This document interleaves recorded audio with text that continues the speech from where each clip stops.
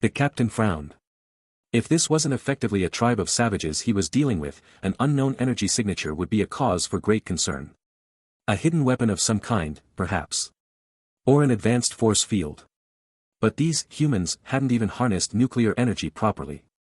Weighing the risks against the riches that possession of a galaxy could bring, there was no doubt in the captain's mind. Move to E-1489.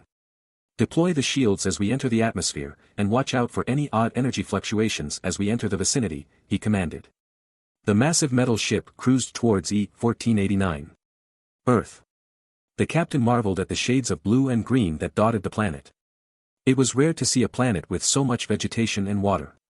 A blessing to its inhabitants, perhaps, but now that blessing was his to claim.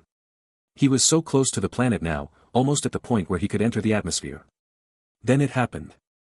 It took a moment for the navigator to parse what was happening on the screen in front of her. Where had that reading come from? A moment later, she realized what had happened. The faint energy pulse from the core of the Earth was no longer so faint anymore. It was thrumming with power, growing stronger and stronger at a rapid pace. Like a beast awakened from a long slumber. "Captain," she cried, "there's something wrong. The energy ripple has exceeded the limits of what our ship's shields can defend against." The captain's face drained of all color, the light in his eyes flickering madly as he paced around the cockpit.